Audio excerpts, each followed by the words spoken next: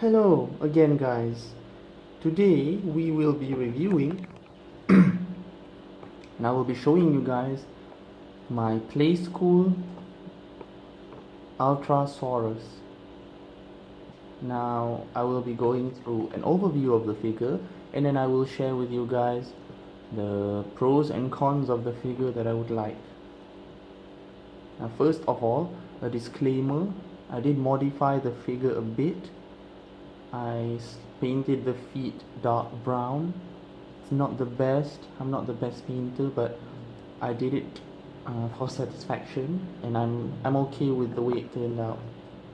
I also modified the feet, the forelimbs. I will show you guys in detail in just a bit. Now let's take a closer look at the figure.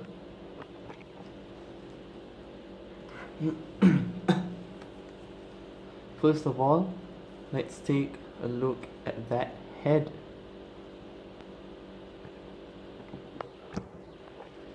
Alright, get the camera to focus. Okay, it does not want to focus. Alright, there you go. Look at the head. So first the head. Some information about this figure. This figure was released in the late 80s. So you have to excuse the figure for the anatomical inaccuracies, on top of the fact that Playskool is a toy company, not a model company. So anatomical accuracy is definitely not at the top of the list. Now we can see the teeth, human-like teeth. I painted the eyes black, seeing the original eyes was such goofy looking eyes. And the nostrils dark, also black.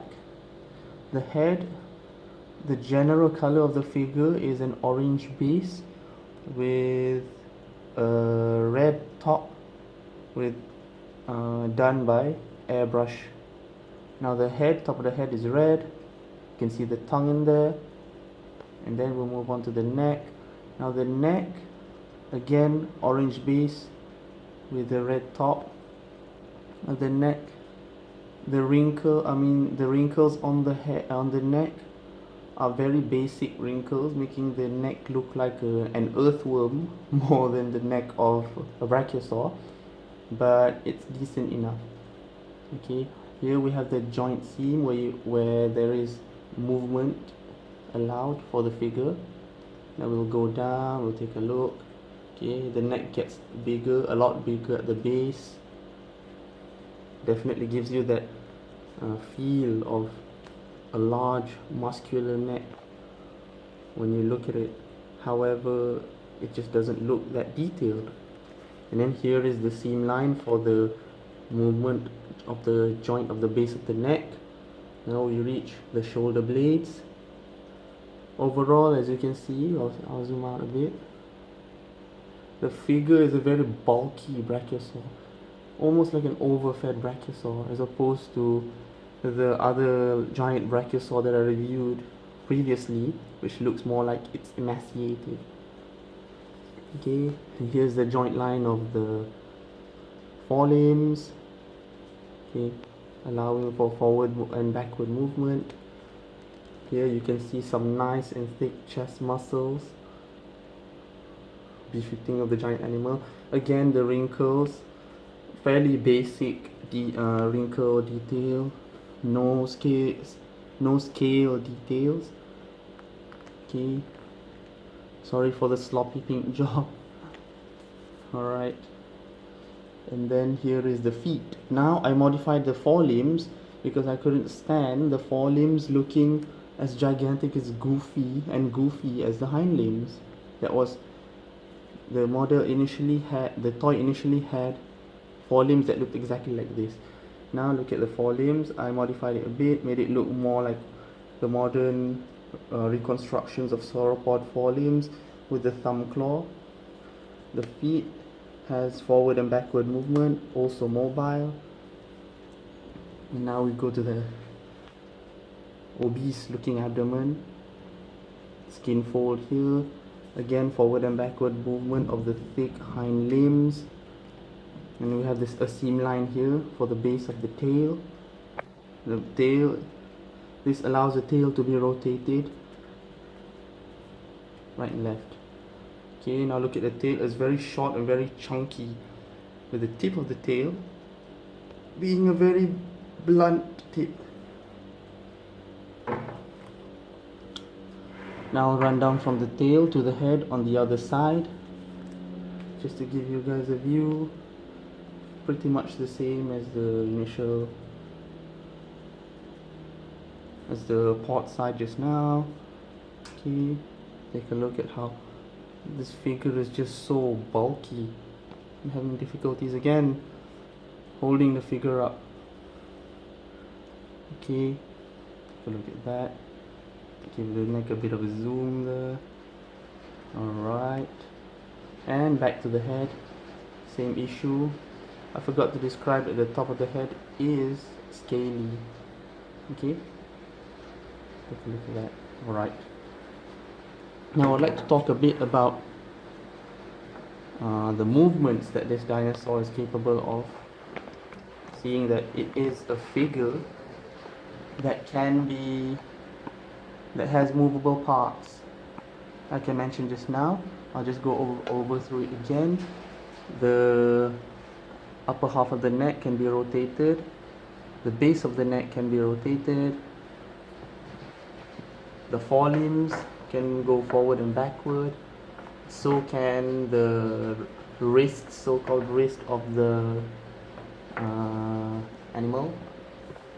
Hind limbs can also be rotated put forwards and backwards.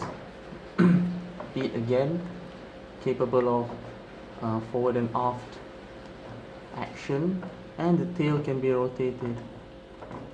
So let's give the figure a measure. Give you guys a bit. Get my measuring tape. So first of all, let's get to the height of the figure. The figure is roughly 54 centimeters tall, or about 21.5 inches tall. And then the length of the figure, take a look at that. So the length of the figure is roughly 65 centimeters or 26 inches. This is not along the spine. Next, I would like to give this figure a comparison with other more commonly bought figures or models. First, with the Safari Limited Triceratops. Yes, of course, again, absolutely dwarfed by the Playskool Ultrasaurus. And then the Safari Limited Giganotosaurus. And finally, the Safari Limited Carnegie Brachiosaurus, which again is dwarfed by the Playskool Ultrasaurus. So all in all, what do I like about this figure? It's big. I'm a huge fan of large sauropod figures, so it's big. And that's it really. And I got it for a decent price. For the most part, this figure is pretty much a toy. The quality, the plastic quality of a toy, movable joints that resembles a toy, and the overall design and detail is nothing more than for children to play with. And a good collector's item, seeing that the figure was made more than 25 years ago. And otherwise, it also comes with a caveman supposedly up top. As you can see, there's a hole at the top there, but that didn't come with when I bought the figure. So okay, thank you guys. If you have any questions, leave them down in the comments below, and I will see you again in the future. Thank you for watching, and goodbye.